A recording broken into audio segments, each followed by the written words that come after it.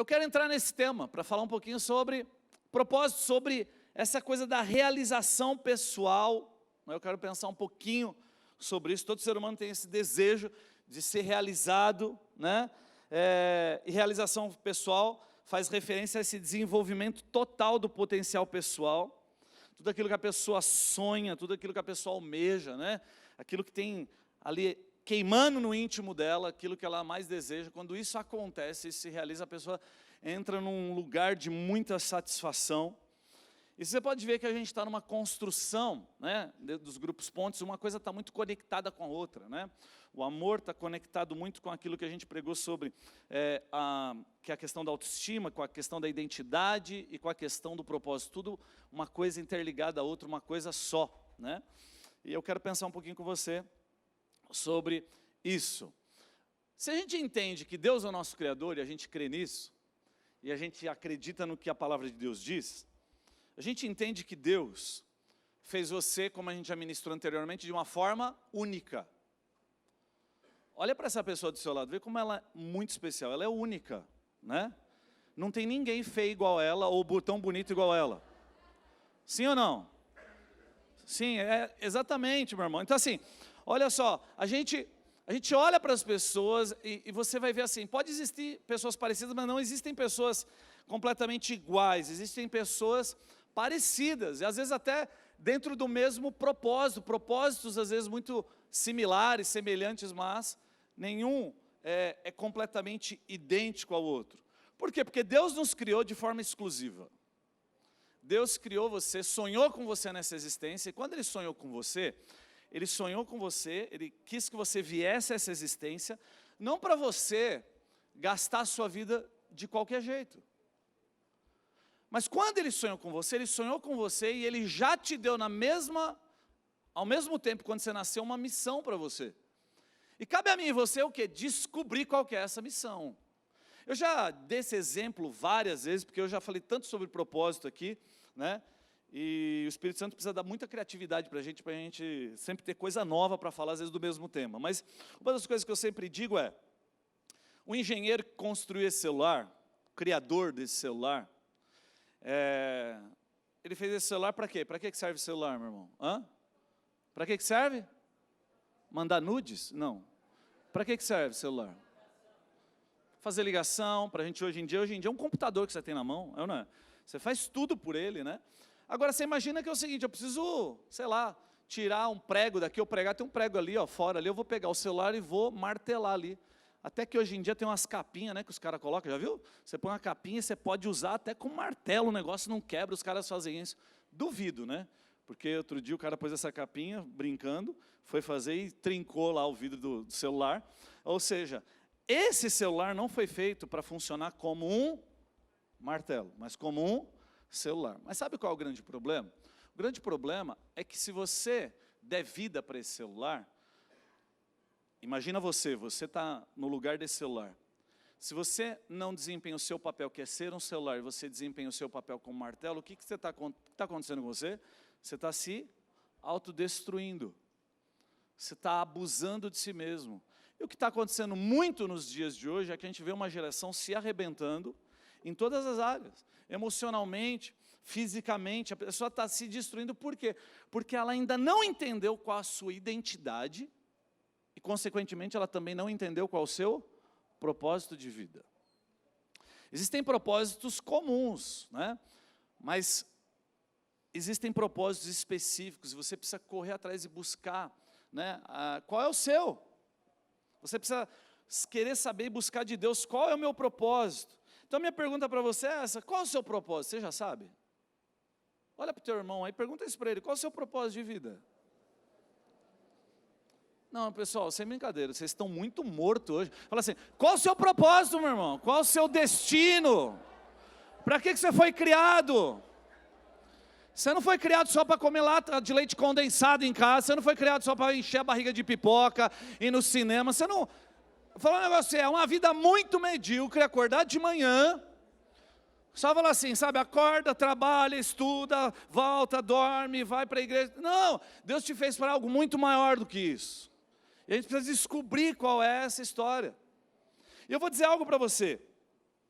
Tem muitas pessoas que acham que, por exemplo, talvez, né, as pessoas imaginam o seguinte: o dia que eu tiver muito dinheiro, o dia que eu tiver muita fama, o dia que eu conquistar esse sonho, talvez pessoal que eu tenho, esse dia eu vou ser feliz.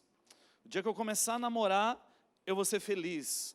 O dia que eu casar, eu vou ser feliz. E aí por aí vai, né? Esse monte de coisa.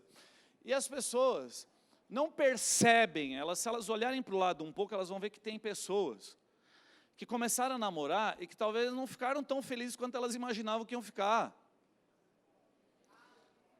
Tem pessoas que se casaram e aí elas não ficaram tão felizes quanto elas acharam que ia ficar.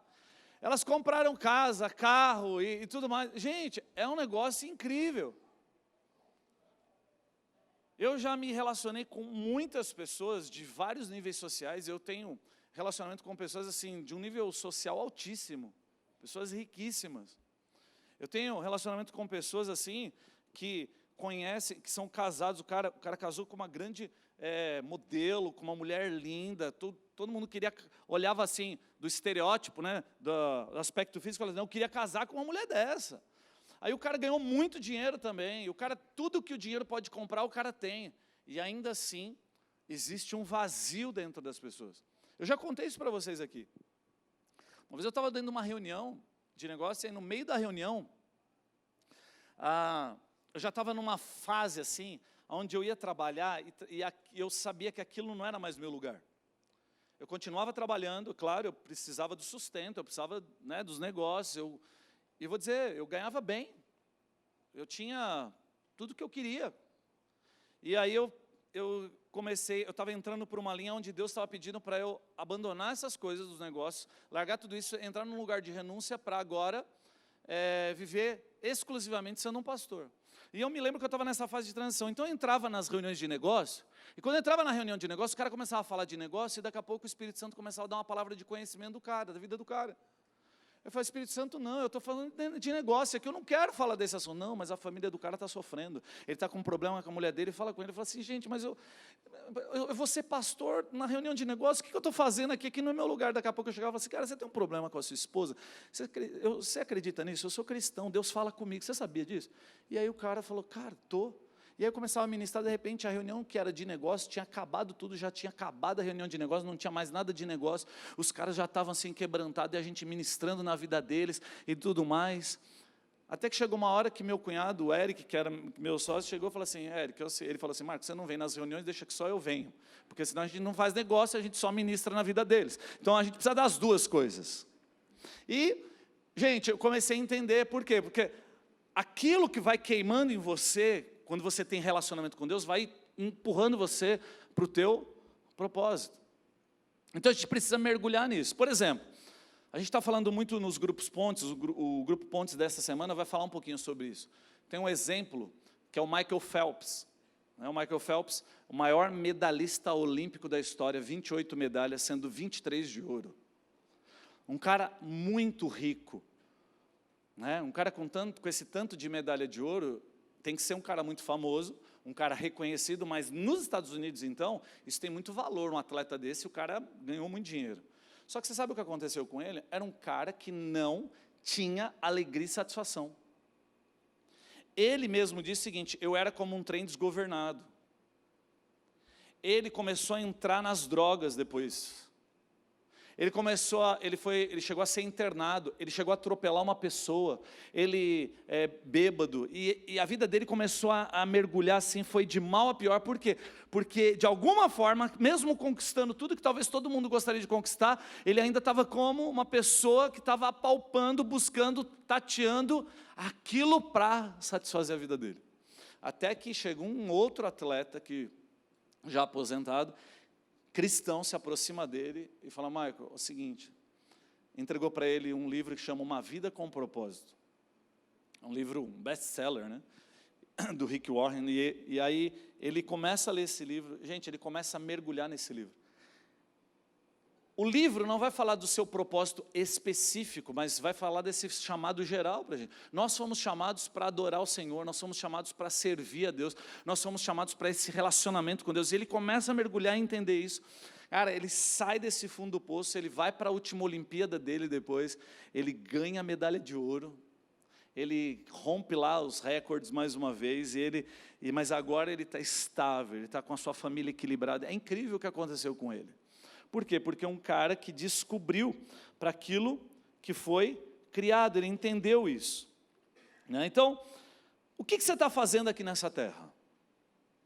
Por que você nasceu no país que você nasceu? Já parou para pensar nisso? Você acha que foi obra do acaso você nascer onde você nasceu? Você acha que foi obra do acaso você nascer na família que você nasceu? Pastor, minha família parece mais um circo, né?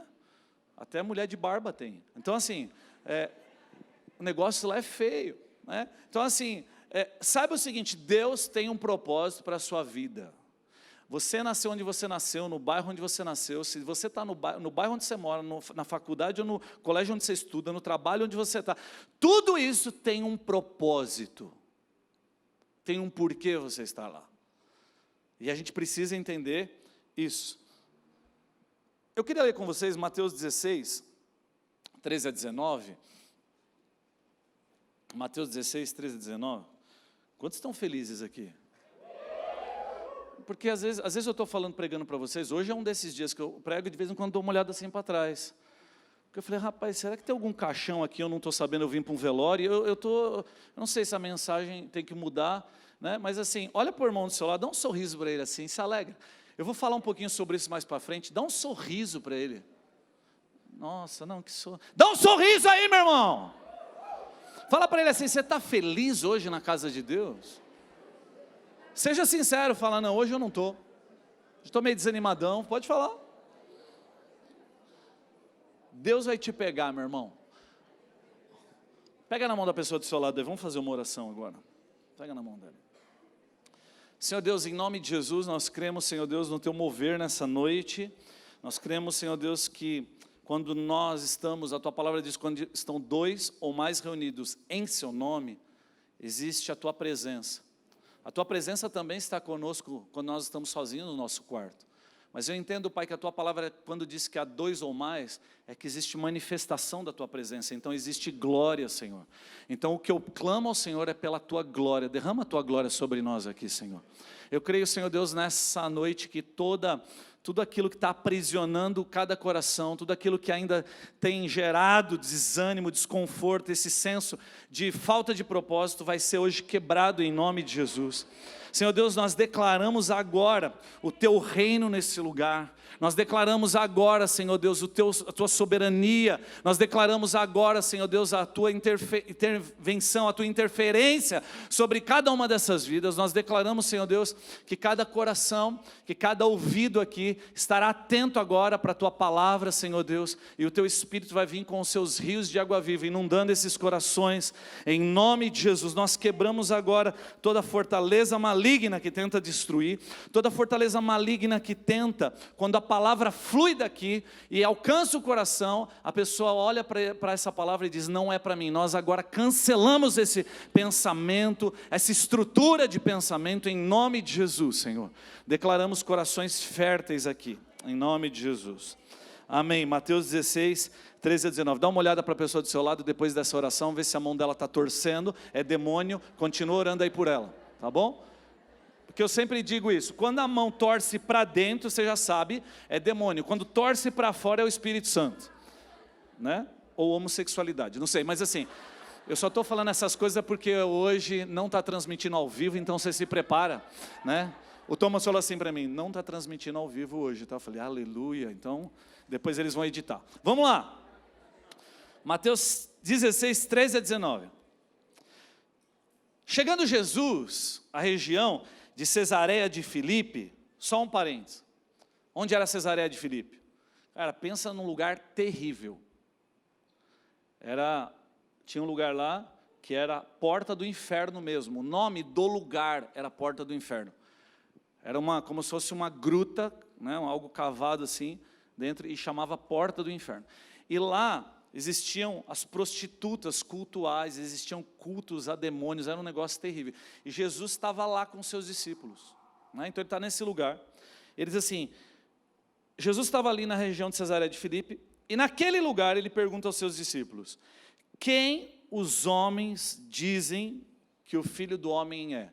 Toda menção, Filho do Homem, né, na palavra de Deus, é uma referência ao Messias, é uma referência a Jesus Cristo, né? Então, quem as pessoas, quem o mundo diz que Jesus é? Mais ou menos assim, você imagina agora, quem o mundo está dizendo que Jesus é? Jesus é um cara legal? Quem é Jesus? O que ele faz? Como que ele se comporta? O que ele aceita? E aí? Qual é a opinião do mundo acerca de Jesus? E aí Jesus está fazendo essa pergunta. E aí os discípulos responderam: alguns dizem que você é João Batista, outros Elias, e ainda outros Jeremias ou um dos profetas. Existia uma linha da época que acreditava na reencarnação, e eles falavam assim, o mesmo espírito lá desses caras do passado veio e habita você, eles estão falando que você é esse cara. Aí Jesus fala: e vocês? Perguntou ele: quem vocês dizem que eu sou?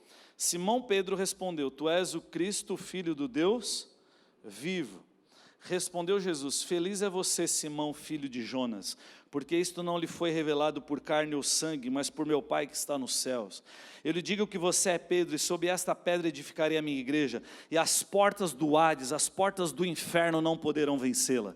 Eu lhes darei as chaves do reino dos céus. O que você ligar na terra terá sido ligado nos céus, o que você desligar na terra terá sido desligado nos céus. Uau! Que coisa incrível! Porque Jesus chega um determinado momento que ele está fazendo essa pergunta. Preste atenção, existem duas coisas aqui. Jesus, num primeiro momento, ele está pedindo por informação.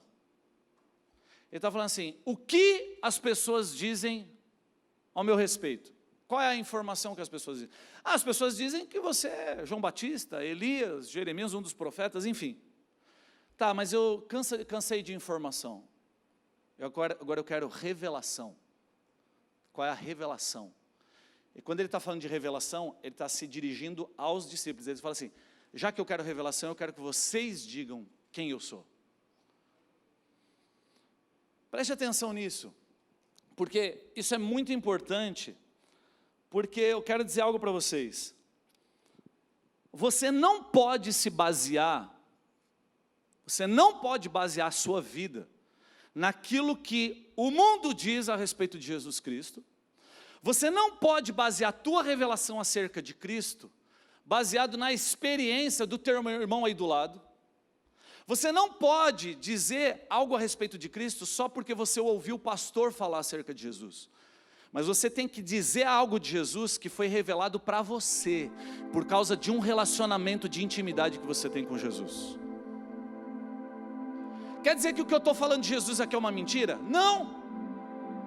Mas o que eu estou falando de Jesus para você é o que as Escrituras dizem. Mas eu tenho uma revelação dele comigo. Eu tenho uma revelação de Cristo no meu quarto. Eu tenho uma revelação de Cristo porque eu tenho caminhado com ele todos os dias. Eu tenho vivido experiências com ele. E se você viver das minhas experiências, você vai viver o meu propósito e a minha identidade. A sua identidade vai estar ligada à minha. Está entendendo? Agora, quando você tem a sua própria experiência, sua própria revelação de Cristo, o que vai acontecer é que você vai reconhecer quem Cristo é, e como aconteceu com Pedro, quando você sabe quem Cristo é, e quando você tem revelação de quem Cristo é, você tem revelação da sua identidade. Porque é interessante, você percebe a sequência? Tu és o Messias, tu és o Cristo, o Filho do Deus vivo. E Jesus imediatamente já muda. Ele fala assim: então tu és Pedro.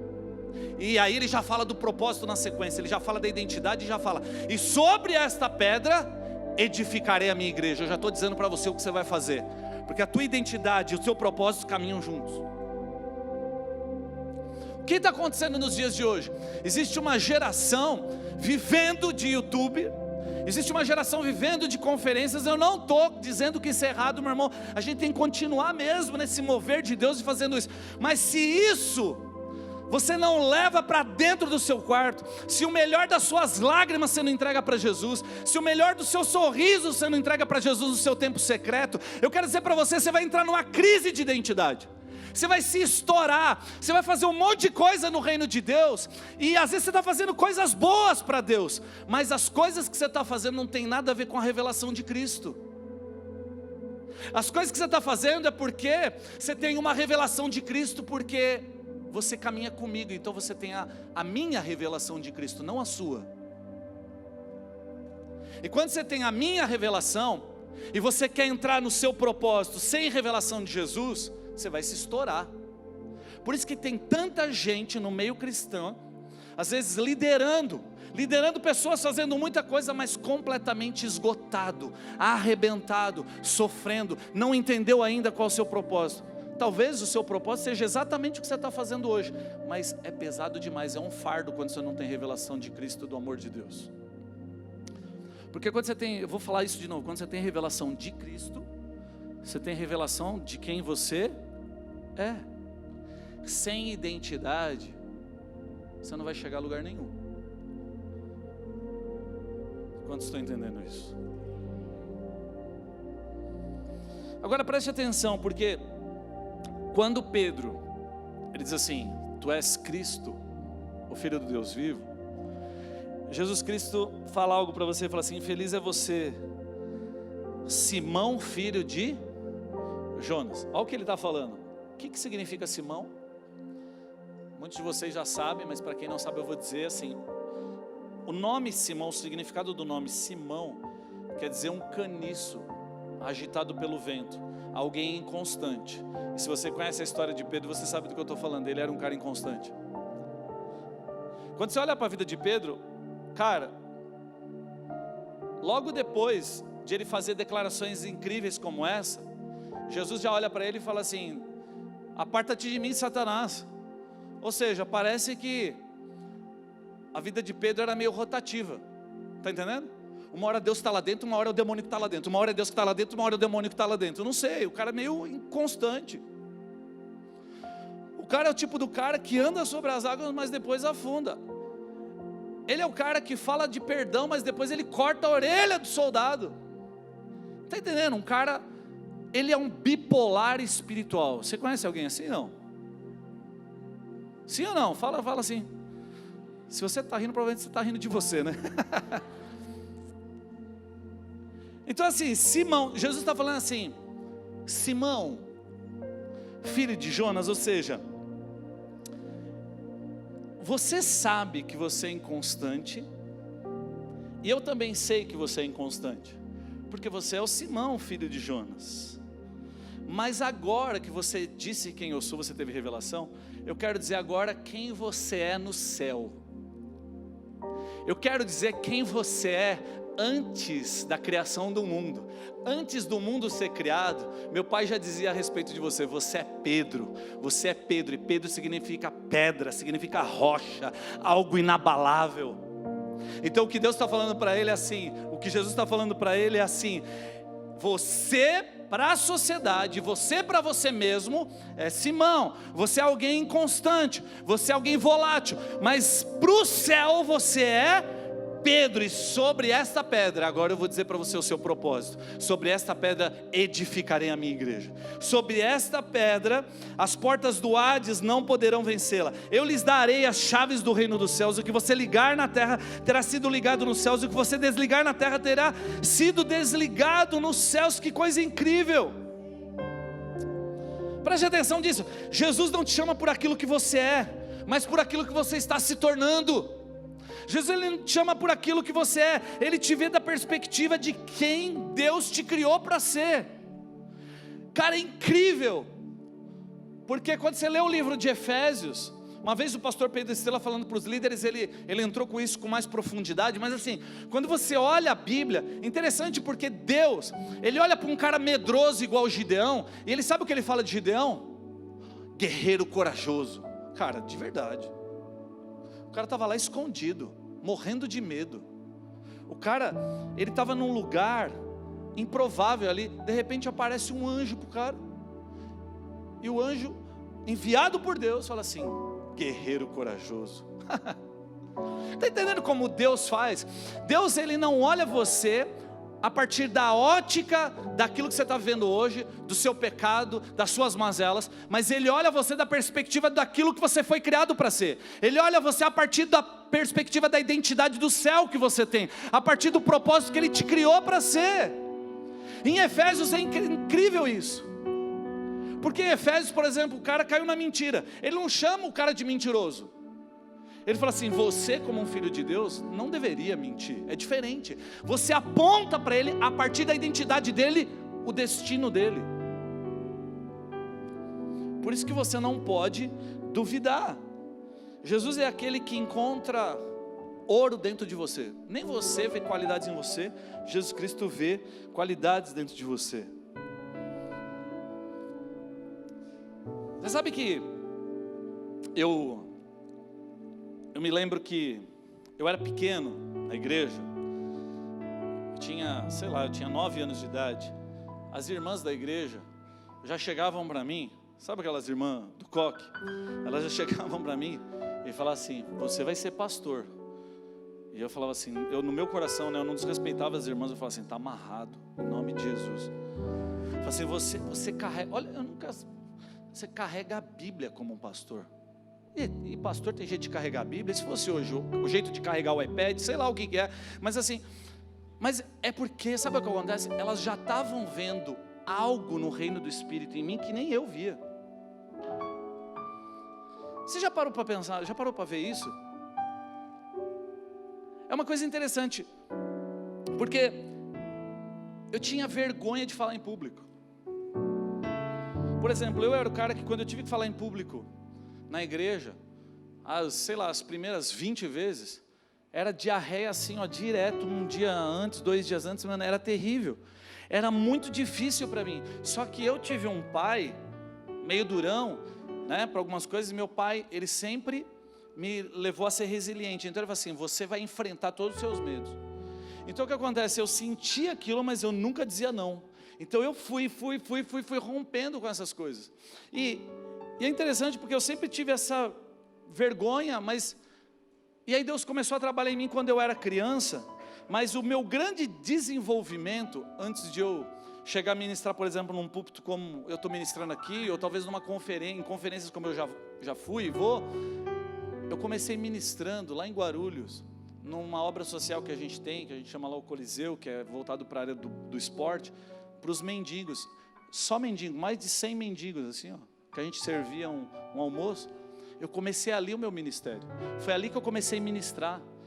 Então assim, você entende que na nossa vida, a gente às vezes quer as coisas imediatas de uma vez, mas as coisas são uma construção, e você vai sendo fiel a essas coisas, quando ninguém está olhando, ninguém está vendo no seu momento privado e particular, você vai tendo experiências com Cristo, e Cristo vai se revelando para você, e essas coisas vão sendo construídas na nossa vida. É muito interessante isso.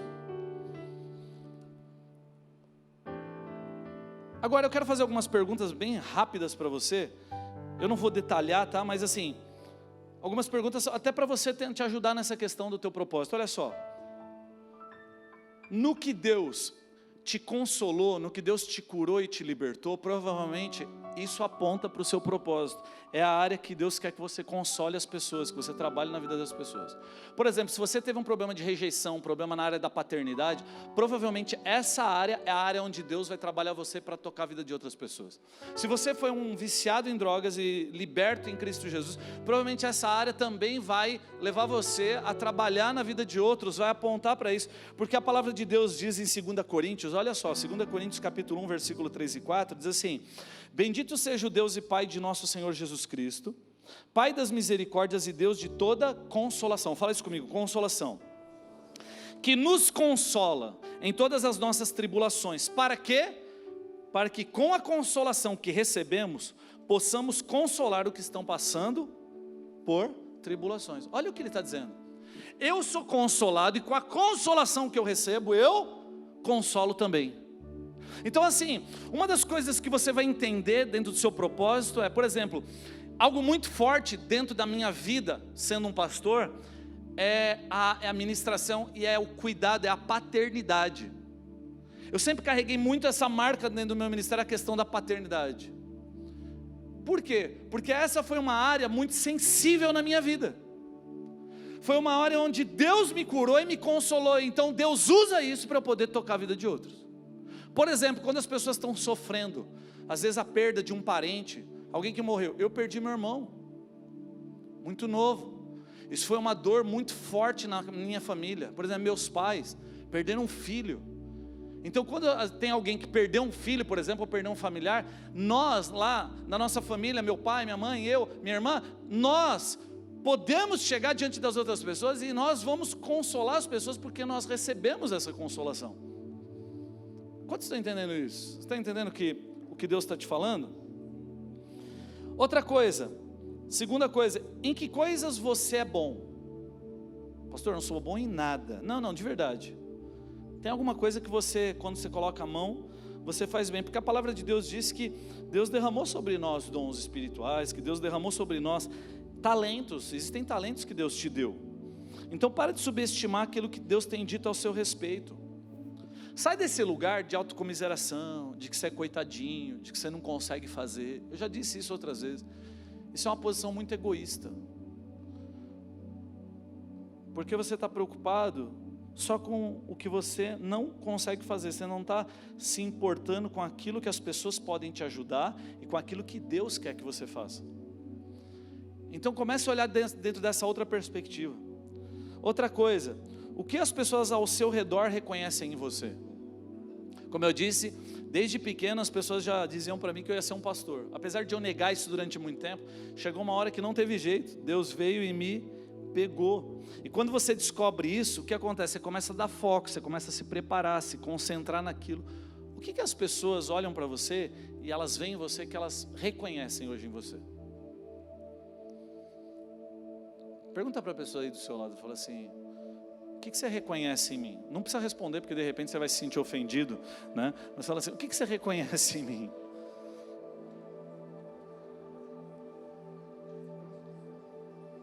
Quarta coisa, eu estou passando bem rápido porque esse não é o foco que eu quero dar, mas presta atenção.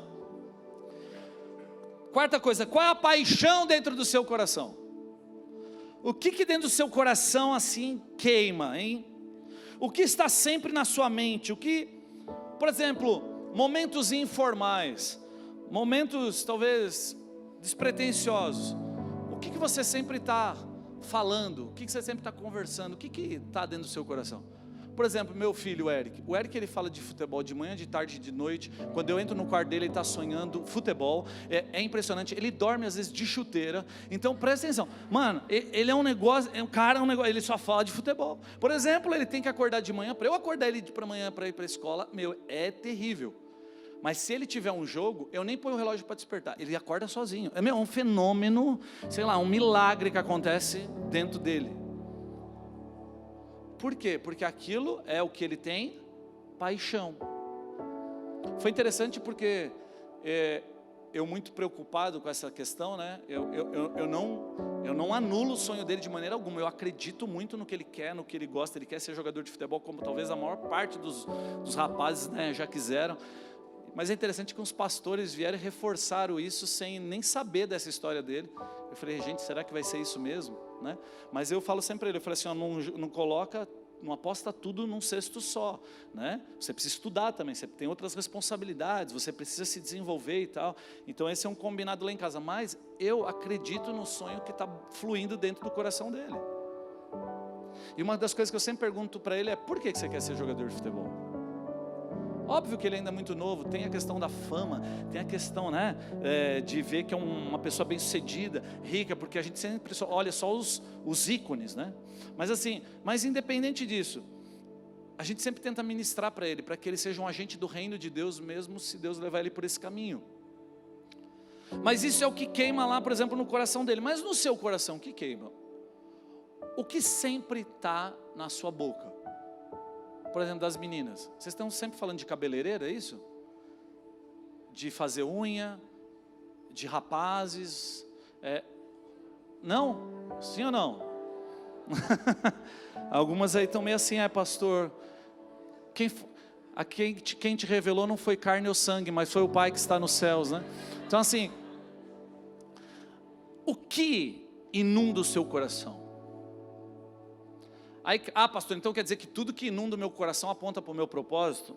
Não. Se você não tem Cristo dentro do seu coração, provavelmente seu coração enganoso está apontando para uma coisa que não é o que Cristo quer.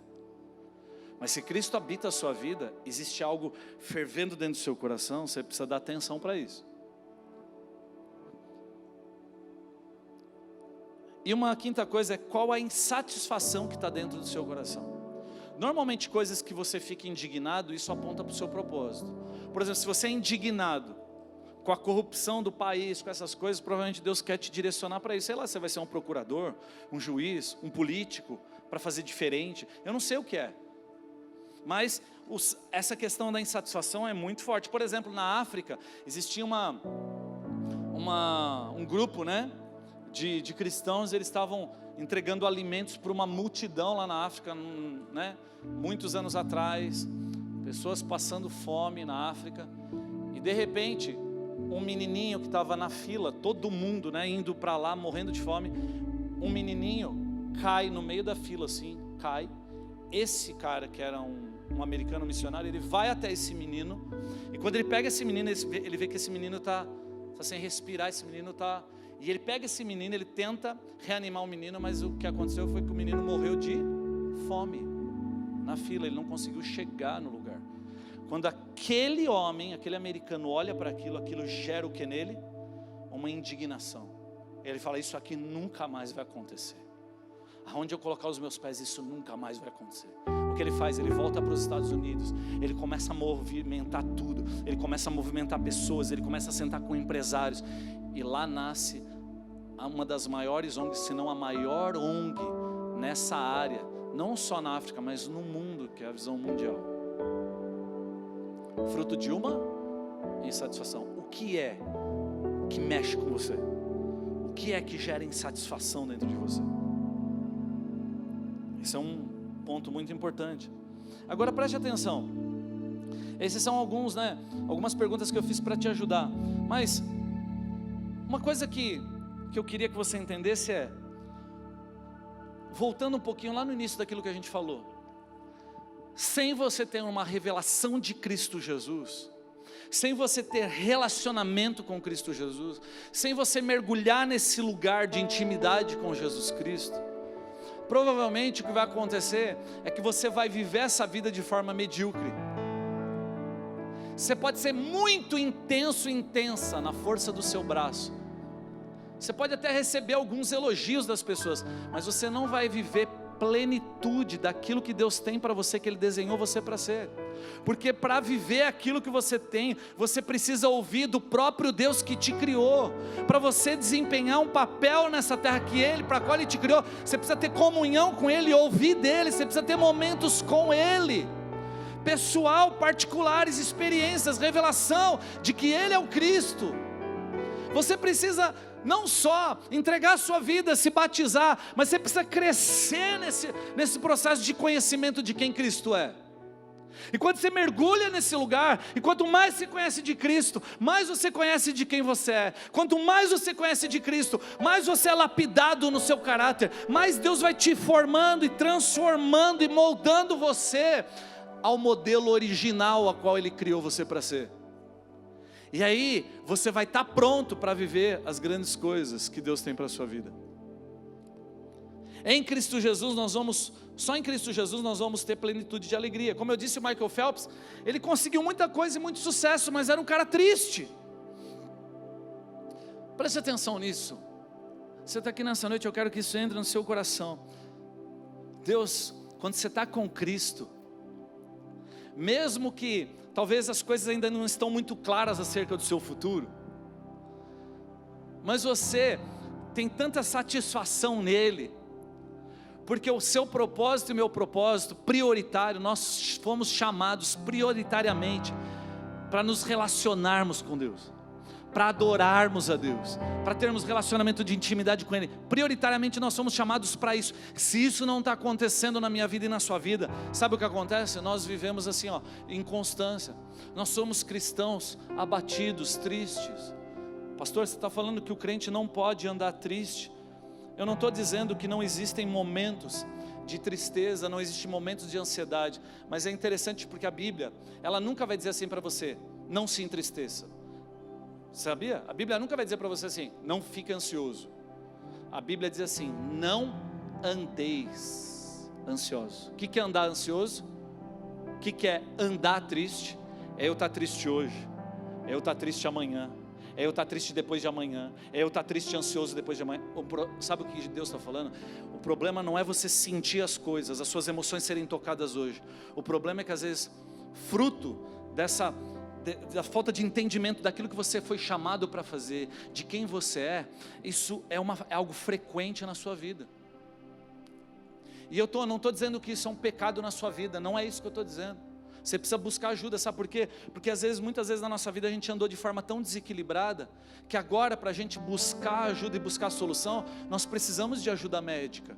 E de verdade a gente precisa mesmo. A depressão é um fenômeno que está acontecendo, a gente não pode negligenciar, e eu nem quero espiritualizar isso não. Você e eu precisamos, eu também preciso. Eu já vivi de forma muito desequilibrada na minha vida. Mas o que Deus está querendo dizer para você é, quando você entra nesse lugar e descobre a sua identidade em Cristo Jesus, e você começa a mergulhar nesse lugar, essas coisas vão sendo lapidadas, essas coisas vão sendo deixadas para trás, e você vai mergulhando e vai crescendo na alegria do Senhor, porque a alegria é um fruto do Espírito, é algo que é gerado por Deus. Eu falei um pouquinho essa semana que eu dei aula no Inter sobre isso. É uma alegria que inunda, que não tem nada, presta atenção, a alegria em Cristo Jesus não tem nada a ver com as circunstâncias. A alegria no Espírito, essa alegria em Cristo Jesus, que tem a ver com esse lugar de identidade, que tem a ver com a construção do meu e do seu propósito, não tem nada a ver de ter ou não ter problema. Preste atenção nisso, porque se eu tenho o Espírito Santo de Deus em mim, eu tenho esse fruto. O que eu preciso é que eu preciso colocar minha carne de lado e para trás, para que o Espírito flua e esse fruto apareça, e Ele governe e domine. Mas às vezes o que a gente está fazendo é que a gente não está alimentando o Espírito, a gente não está tendo tempos de intimidade com Deus, de revelação de quem Cristo é. Então o que acontece é que a tua carne sempre vai falar mais alto. Se você alimenta mais a carne do que o Espírito, a carne sempre vai gritar mais alto. Se você é aquele que assiste mais Netflix do que ora e lê a Bíblia, a sua carne sempre vai falar mais alto. Se você é aquele que sempre alimenta mais a sua carne, os seus desejos, e não o Espírito, o que vai acontecer é que a sua carne vai prevalecer. Então, essa alegria, preste atenção nisso, essa alegria não tem nada a ver com a alegria desse mundo, não é uma alegria natural, uma alegria no Espírito. Porque, olha só, se você se alegra quando um não cristão também se alegra, e quando você se entristece quando um não cristão também se entristece, qual a diferença? Qual a diferença? Nenhuma. Agora, quando o mundo inteiro está ficando triste, e você mesmo nesses momentos se alegra, cara, tem algo dentro de você chamado Espírito Santo que está se manifestando. Então eu e você, a gente precisa mergulhar nesse entendimento. A alegria de um filho de Deus não pode depender das circunstâncias. Olha o que diz Hebreus 12, de 1 a 3. Portanto também nós, uma vez que estamos rodeados por tão grande nuvem de testemunhas, livremo-nos de tudo que nos atrapalha e do pecado que nos envolve, e corramos com perseverança a corrida que nos é proposta. Tendo os olhos fitos em Jesus, autor e consumador da nossa fé. Olha o que diz agora o texto. Ele, pela alegria que lhe fora proposta, suportou a cruz, desprezando a vergonha, e assentou-se à direita do trono de Deus. Pensem bem naquele que suportou tal oposição dos pecadores contra si mesmo, para que vocês não se cansem nem se desanimem. Jesus Cristo é o meu exemplo, o seu exemplo. Preste atenção, pela alegria que lhe fora proposta, ele suportou a cruz. Ele foi para a cruz, ele enfrentou a cruz, e ele enfrentou o sofrimento por causa de uma alegria. Nossa, mas ele estava se alegrando então na cruz? Sim, sabe por quê? Porque um filho de Deus, ele não olha da perspectiva natural, ele olha da perspectiva espiritual. Ele está enxergando coisas que ninguém está enxergando. Porque da perspectiva natural, eu me desespero quando as coisas faltam, quando tem a escassez financeira, quando os problemas vêm sobre a minha vida, eu me desespero. Mas quando eu sou um homem e uma mulher espiritual, eu estou enxergando além. Então Jesus, ele estava sendo pregado naquela cruz, as pessoas estavam insultando ele estava sofrendo, mas ele estava olhando para onde? Para a eternidade. Ele já estava se alegrando porque você ia estar aqui. Ele já estava contemplando você aqui, entregando a sua vida para Jesus, vivendo uma vida com Ele, e isso alegrou Ele. Ele estava na cruz, mas Ele estava alegre porque Ele olhava você. Consegue entender isso? Ele conseguia olhar além daquilo. Sabe por quê? Porque Ele sabia quem o Pai era. Ele confiava no amor do Pai. Eu quero dizer algo para você: não desconfie do amor de Deus pela sua vida. Eu não sei o que você está vivendo na sua vida, não desconfie desse amor de Deus. Ele está dizendo o seguinte: se eu enviei Cristo, se eu coloquei o meu filho, porque não foram os homens quem crucificaram Jesus, não fui eu, nem você, não foi Satanás quem pregou Jesus. Quem pregou Jesus na cruz foi o próprio Pai. O Pai fez isso para ter você com Ele. Se Ele, o próprio Pai, prega Jesus Cristo por causa de você, você acha que Ele está indiferente a você? Você acha que eu e você temos o direito de desconfiar do amor desse Pai? Você está entendendo? É muito mais profundo do que a gente imagina. Ah, pastor, mas isso é impossível, isso é utopia. Eu não disse que é natural. Por isso que eu estou dizendo para você, demanda uma mudança de mente, é necessário um entendimento e não um sentimento. É importante você entender isso. Por exemplo, Paulo e Silas tinham acabado de ser açoitado. Os caras tinham apanhado, pregando o evangelho, fazendo a coisa que Deus queria que eles fizessem. Os caras tinham apanhado, estavam sangrando, foram presos ali pelos pés, pelas mãos. Eles estão no meio da prisão. Sabe o que eles começam a fazer de madrugada? Cantar hinos de louvor ao Senhor. Que coisa incrível! Por quê? Porque a alegria, meu irmão, traz livramento para mim e para você. Tem muita gente que está vivendo nesse lugar e não consegue romper com isso. Por quê? Porque não se alegra, porque não deixa a alegria do Espírito fluir. Eu estava falando algo para os íntegros, eu queria dizer isso para todos vocês que estão aqui, porque isso é muito perceptível. Eu fui um cara que tive muitos problemas com a tristeza e com a depressão. Eu, quando cheguei para a igreja Edificando em Cristo, eu sentava sempre no fundo, não tem problema que você está sentado no fundo não, viu? Mas eu sentava em um lugar onde ninguém pudesse nem me enxergar. Eu até orava para queimar a luz, assim, sabe? Para ninguém me enxergar. E nos momentos de adoração, vinha às vezes você conhece uma tal de pastora Sônia? Ela subia, pegava o microfone e... levanta sua mão, querido. Abra sua boca. Aí você olha e fala assim, coisa chata, meu. Por que levanta sua mão, abra a sua boca? Eu não estou com vontade. Deixa eu falar um negócio para você. A Renata é psicóloga, a pastora Sônia é psicóloga. Você sabia que na psicologia, a forma como você se coloca corporeamente afeta o seu emocional? Sabia disso? Por exemplo, uma pessoa que tem depressão, se você for na casa dela na segunda-feira de manhã, ela está em quê? Posição fetal. A pessoa, ela sai com a cabeça abaixada. Já percebeu? A pessoa triste, sempre com a cabeça baixa. Eu me lembro quando eu estava com depressão, um dos grandes esforços que eu fazia era levantar minha cabeça assim, ó, respirar e começar a orar a Deus e adorar a Deus. Eu descobri uma chave, que no meio da mais severa tribulação, até dentro de mim, às vezes nem estava fora, mas estava dentro de mim, quando eu decidia levantar minha cabeça, e isso é interessante porque a ciência explica isso, quando você toma essa posição, o processo químico dentro da sua mente, dentro do seu corpo muda, sabia?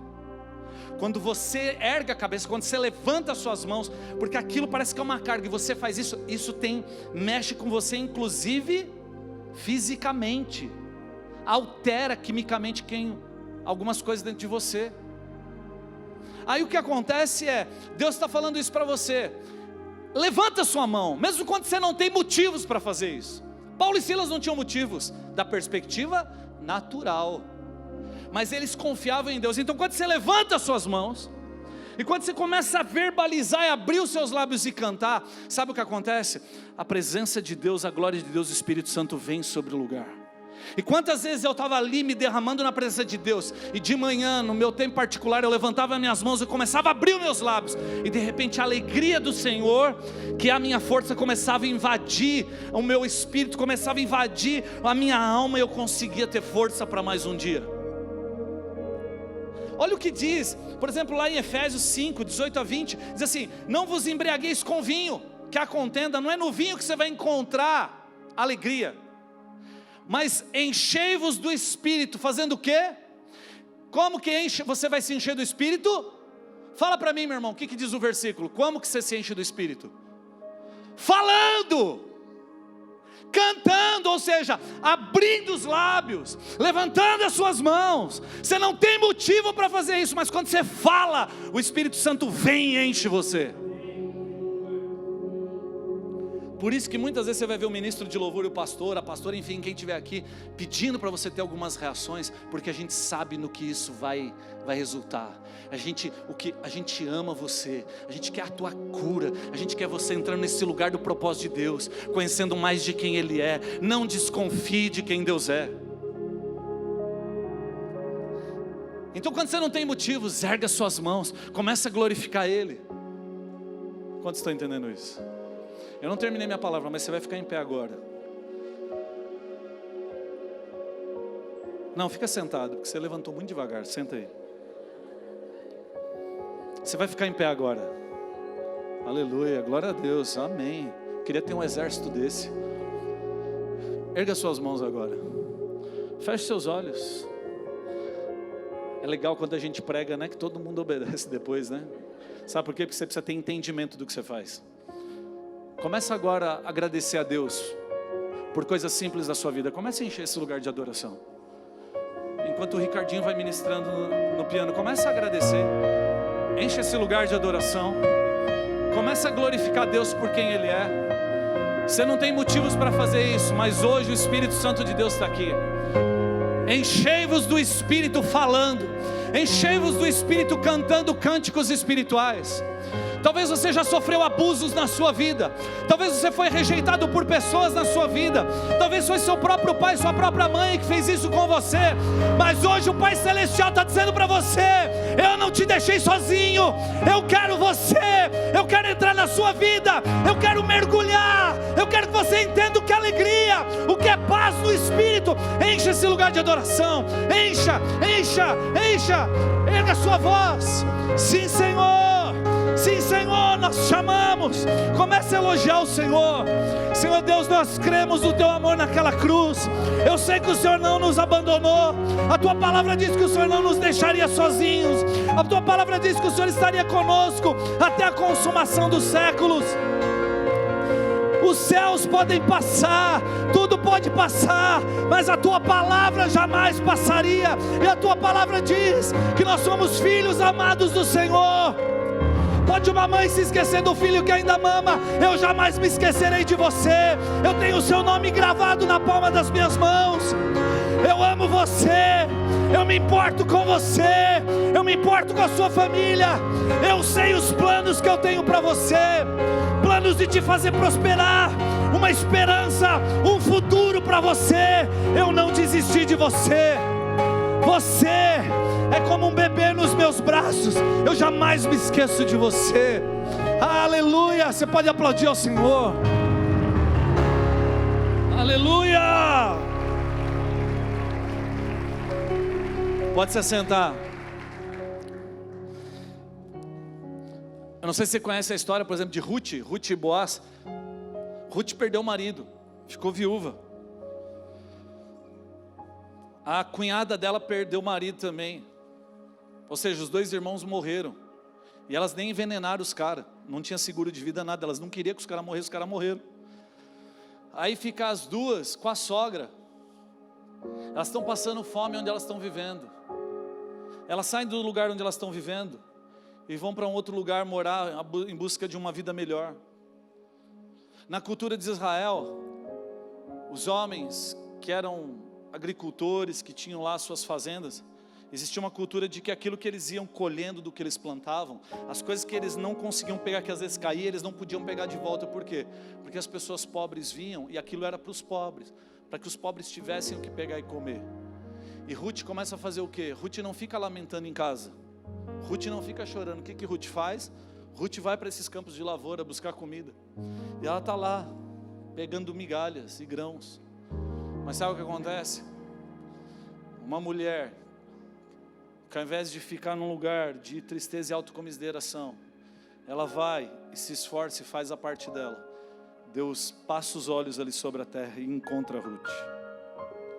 E Boaz, que é o dono de tudo aquilo, olha e se agrada dela. Ela se deita ali nos pés de Boaz, eles têm um contato e eles se casam, enfim, e a vida de Ruth é transformada. E Ruth e Boaz fazem parte da genealogia de Jesus. Você está entendendo o que está acontecendo? Às vezes você está vivendo, e você está vivendo coisas terríveis, você só tem más notícias e as coisas parecem que não vão mudar. Creia no de repente de Deus sobre a sua vida. Eu falei isso a semana passada, Jesus Cristo, Ele é o tempo perfeito para mim e para você. Por isso que o seu propósito, a sua identidade, não é no que Jesus vai fazer por você, é nele. Foca nele, na pessoa dele. Ele é o próprio tempo perfeito. Ele é o pão vivo que desceu do céu. Ele é tudo que você precisa.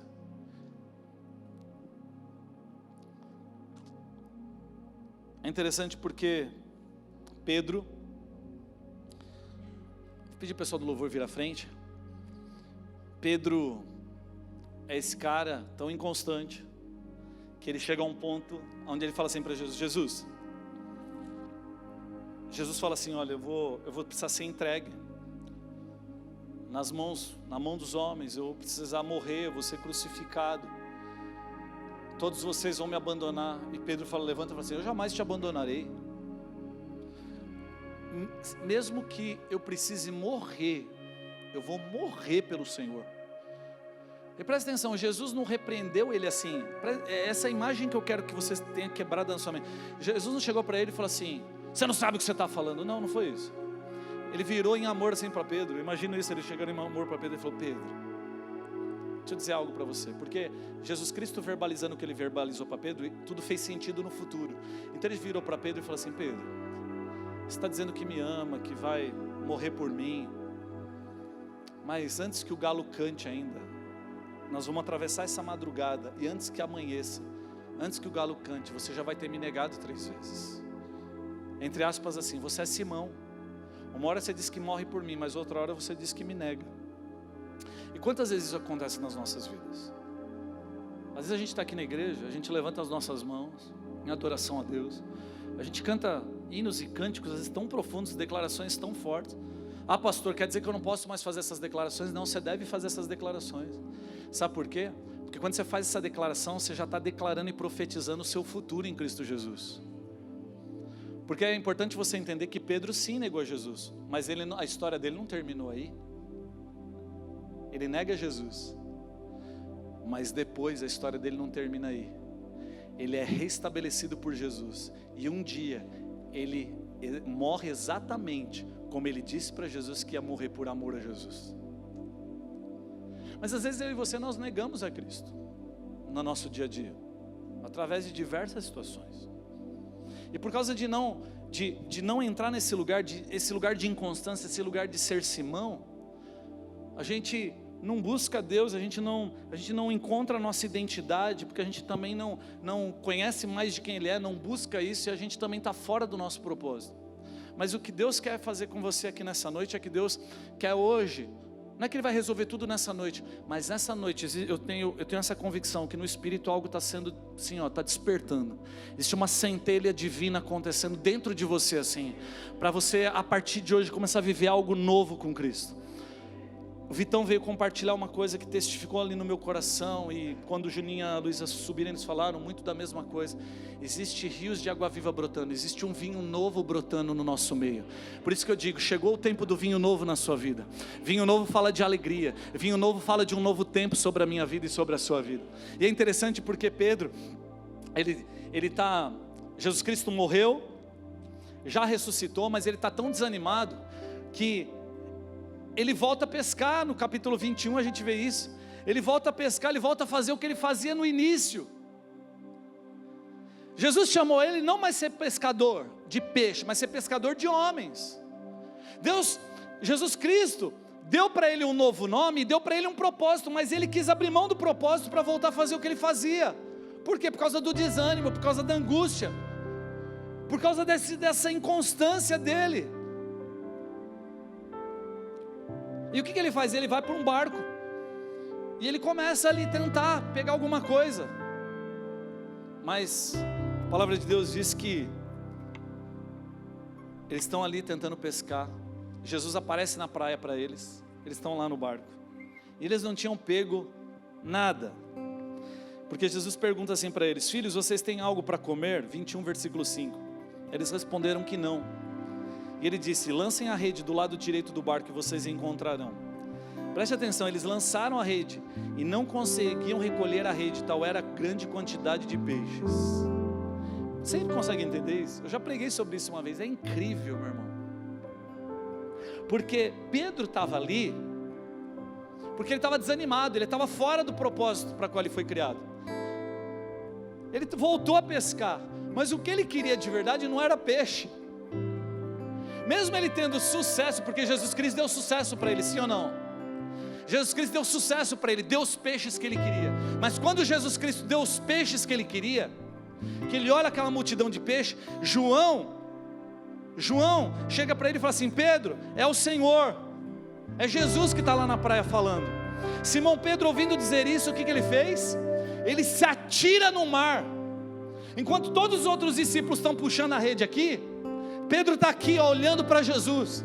E João fala: é Jesus, Pedro. Pedro não está nem mais olhando para os peixes, ele não quer nem saber do sucesso profissional, do sucesso ministerial, ele não quer saber de nada, porque o foco dele está em Jesus Cristo. Ele está olhando só para Jesus. Só que o amor e a paixão dele é tanta por Jesus, ele está lá, mas ele não quer estar lá, ele mergulha. Os outros discípulos vão em cima do barco, mas Pedro não se contém, ele mergulha e vai ao encontro de Jesus. É isso que Jesus está querendo fazer com muitos de nós aqui. Jesus está dizendo para você: comigo você pode até ter as redes cheias, mas a tua satisfação, o teu propósito não é isso. O teu propósito é relacionamento comigo. Eu até posso encher as suas redes, ou você mesmo pode enchê-las, mas eu quero dizer para você, assim como Pedro, quando a rede está enchendo, você não está nem mais olhando para a rede, você está olhando para Jesus. Quantos estão entendendo isso? Hoje você vai focar os seus olhos nele. E aí Jesus chama Pedro, e o que ele fala para Pedro? Pedro, você me ama? Jesus, eu te amo. Apacenta minhas ovelhas. Por quê? Porque ele estava dizendo o seguinte: você me negou 3 vezes, mas agora eu vou fazer você declarar que você me ama 3 vezes. E eu quero entender isso, Pedro, porque você falou que me amava.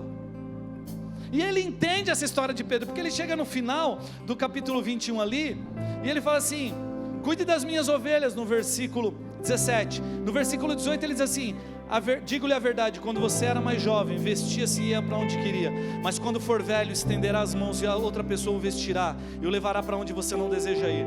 Jesus disse isso para indicar o tipo de morte com o qual Pedro iria o quê? Glorificar a Deus. Então ele lhe disse: siga-me. A Bíblia não diz isso, mas a história relata essa verdade. Pedro falou assim: eu não sou digno de morrer como o meu mestre morreu. Eu vou morrer crucificado, mas eu quero morrer de cabeça para baixo, para honrar e glorificar o meu Jesus. Um dia ele não disse que ia morrer por Jesus, mas ele negou. Um dia ele não disse que ia morrer por Jesus, mas ele falhou. Mas ele não disse que ele ia morrer por Jesus, ele morreu por Jesus. Porque Jesus, sabe o que acontece? Ele não desiste de mim e de você. Ele restabelece a tua vida, porque Ele te olha da perspectiva do que o céu te olha. Ele olha a partir da identidade que o céu te deu. Ele olha a partir do propósito que o céu te deu. Jesus Cristo já tinha dito sobre ele. Se Jesus Cristo tinha dito sobre ele, isso ia acontecer. Muito tempo antes Jesus disse: você é Pedro, sobre esta pedra edificarei a minha igreja. O que você ligar na terra será ligado no céu, o que você desligar na terra será desligado no céu. Mesmo ele tendo negado Jesus, ele foi restabelecido, renovado, e ele foi aquele que foi o precursor da igreja ali em Jerusalém. Deus está querendo fazer isso com muitos aqui. Deus está querendo reanimar pessoas que estão desanimadas aqui. Deus está querendo pegar algumas pessoas que talvez estavam meio apáticas, talvez pessoas que estão sobrecarregadas, estão enfermas na sua alma. Deus está hoje levantando você para viver o grande propósito dele para a sua vida. Você vai viver o melhor de todos os momentos da sua vida nos próximos dias, nos próximos anos, nos próximos meses. A alegria do Senhor vai inundar você, sabe por quê? Porque hoje Deus está começando uma nova história na sua vida. Existe um vinho novo sendo derramado sobre você. Existe um propósito dele sendo revelado para você hoje. Sim, Senhor Deus, nós te agradecemos, Senhor Deus, pela tua presença no nosso meio. Te agradecemos pela tua cruz. Nós queremos te conhecer mais.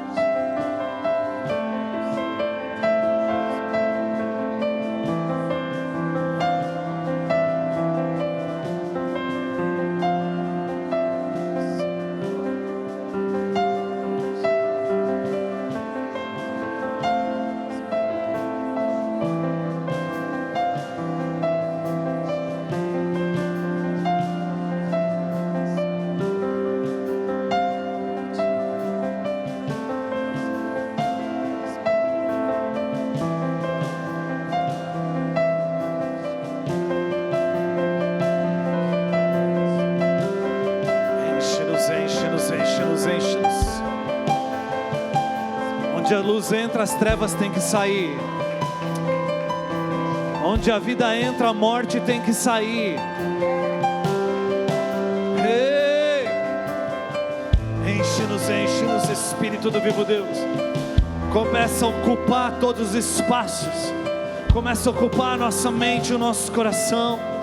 Expulsa agora, Senhor, toda angústia, toda ansiedade, toda depressão. Devolve-nos o propósito eterno, Senhor. Diz sim, Senhor. Tudo que sou, o amor de Deus transbordou, veio encher. Tudo que sou, o amor de Deus transbordou, veio encher. Tudo que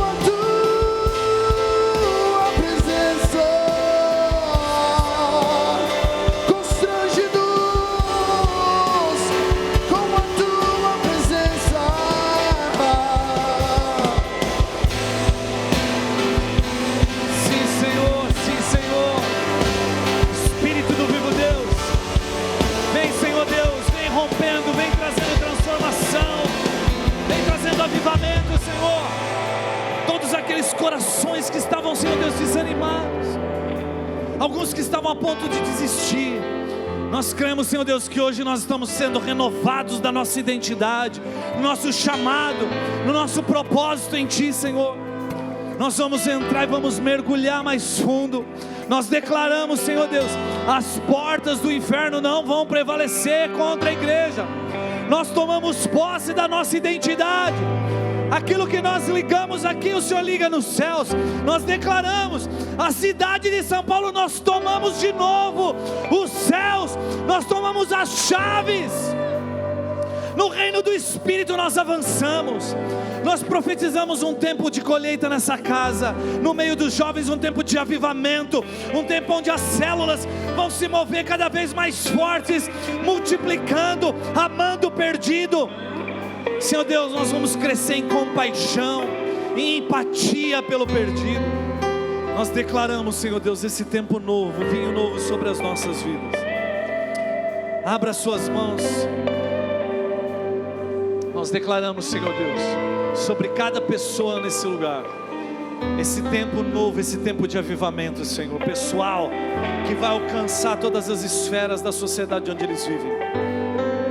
Nós quebramos agora, Senhor Deus, toda a mediocridade no nosso coração. Nós vamos viver tudo aquilo que o Senhor sonhou para as nossas vidas. Nós não vamos perder essa geração, cada um que está aqui não vai perder nenhuma gota de tudo aquilo que o Senhor planejou e sonhou para as nossas vidas. Em nome de Jesus. Aleluia.